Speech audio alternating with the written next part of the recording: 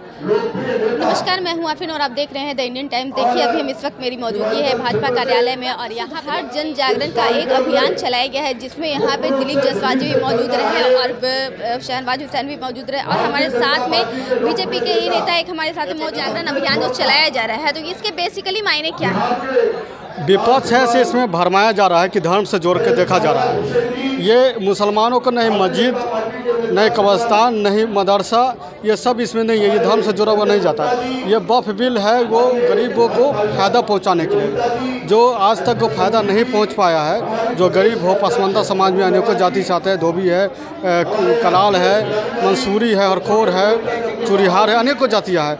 उसको अब जो मिस्कीन है, जो विधवा औरत है, उसके लिए ज़मीनी ये हकीकत पहुंचाने के लिए, लाभ पहुंचाने के लिए ये प्रधानमंत्री भाजपा ये काम कर रही है। जो विपक्ष जो भरम फैला रही है कि मुसलमानों की ज़मीन हड़प लेगी, ये कर लेगी, वो कर लेगी, ऐसा कुछ बात नहीं। उसी के लिए जन जागरण हमारे राष्ट्रीय अध्यक्ष जमाल सिद्दीकी साहब यहाँ पर आए हैं, उनका हम लोग पुरजोर स्वागत किए हैं। और हमारे साथ प्रदेश अध्यक्ष भी हैं, जो हमारे मेन के दिलीप जायसवाल जी हैं, प्रदेश अध्यक्ष। हमारे से शहनवाज हुसैन साहब भी है, ताकि विपक्ष जो भरमा रहा है, विपक्ष झूठी बात फरमा रहा है। विपक्ष के बातों में जनता नहीं आए, मुसलमान नहीं आए।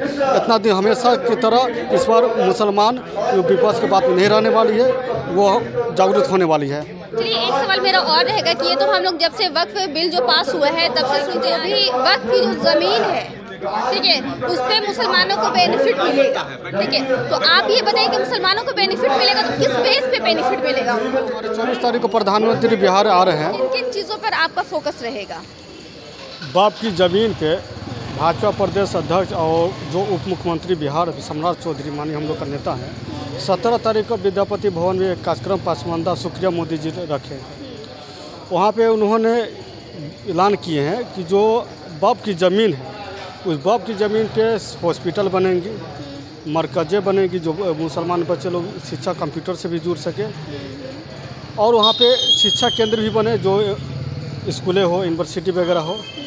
तो सबको लाभ मिलेगा। खास करके जो हॉस्पिटल बनेगी तो उसमें पास में जो गरीब मुसलमान, उसके लिए एक कार्ड बनेगा।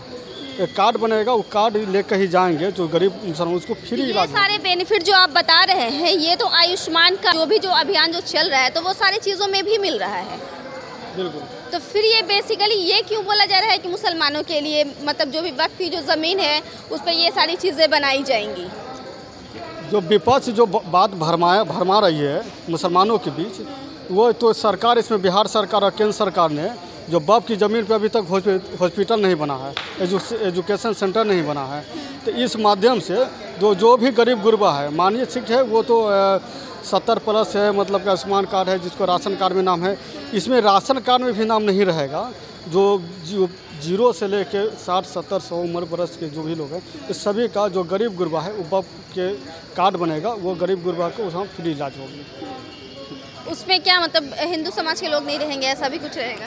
ऐसा कोई बात नहीं, उसमें दिया जाएगा। उसमें तो हमारे सरकार ही ने बोला है कि हमारे हिंदू समाज के भी सारे लोगों के लिए, सारे लोग भी यानी कि पहले जो थी कि वक्फ की ज़मीन पर सिर्फ मुसलमानों के लिए, मुसलमानों का हक है, तब उस पर सबका होगा, बराबर होगा। जी जी, ये हिंदुस्तान है, सनातनियों का धर्म का है, राम श्री राम का भूमि है। यहाँ सभी का एक सम्मान है, एक हिंदू हो, मुसलमान, सिख हो, ईसाई हो, सभी का एक सम्मान है। लेकर के फिर देखिए, इसमें पर्सनल लॉ हो या मदनी मौलाना मदनी साहब हो या अन्य जो संगठन है, क्या उनके बाल बच्चे रोड पे आए हैं क्या? नहीं। वो उन्होंने बोला कि मैं फतवा लागू कर दूंगा। जो गरीब गुरबा कौन है, उसी को हम लोग जागरूक करना चाह रहे हैं। हमारे पार्टी, हमारे प्रधानमंत्री जागरूक कर रहे हैं कि बिल तुम्हारे हक में है, न कि मदनी के हक में। मदनी ने कब्जा करके रखा है, ओवैसी ने कब्जा करके रखा है, पर्सनल लॉ बोर्ड ने कब्जा करके रखा है। अभी तक ये लोग इतना मुसलमानों के हितकारी होता है, तभी तक कहाँ थे? इनको आना चाहिए ना, अभी तक कहाँ थे? इसमें वो लाभ पहुंचाना चाहिए ना। विधवाएं हमारे जो 3 तलाक, इसीलिए 3 तलाक पे लोग इसी तरह विरोध कर रहे थे, लेकिन लाभ मुसलमानों का लाभ पहुंचा कि नहीं पहुंचा?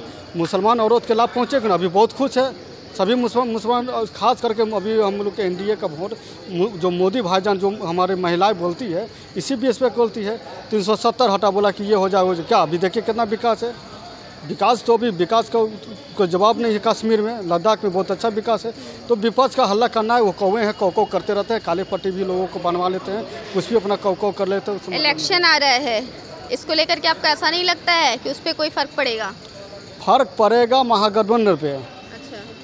वोट मिलेगी हम लोग को पसमानदा 80%, ये खास करके बिहार में भी है 80%, तो 20% वो क्या लेकर जाएंगे। अब जितने मदनी साहब हैं, ओवैसी साहब हैं, वो सब अब सचेत हो जाए। उन लोग का बोरिया बिस्तर बनाया जा रहा है, वो आधा बिस्तर बना गया है। और जैसे ये जागरूक हम लोग चला रहे हैं, पार्टी चला रही है, वो और जागरूक जब पसमानदा समाज जागरूक हो जाएंगे, जो भ्रम है वो सही से दिमाग में घुसाया नहीं जा रहा है, तो अभी हम लोग उस पर जागरूक अभी आपके कहने का मतलब है कि जो मुसलमान वक्फ बोर्ड के बारे में जिनको नहीं पता था, जिनकी ज़मीनें को मदनी लोग जो हैं वो लोग अपने कब्जे में रखे हुए थे, अब उसका यूज़ जो है वो उन लोगों के लिए लाया जाएगा, तो उसको अवेयर करने के लिए आपने इस आयोजन का प्रस्ताव यहाँ पे रखा है। बिल्कुल।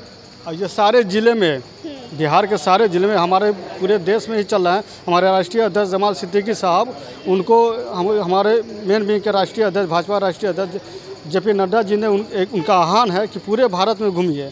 खास करके आज बिहार उनको हम लोग बुलाए हैं। अब यहाँ पटना के बाद पूरे बिहार में ये कार्यशाला चलेगी। मोहम्मद नूर आलम, भाजपा राष्ट्रीय सब मीडिया प्रभारी।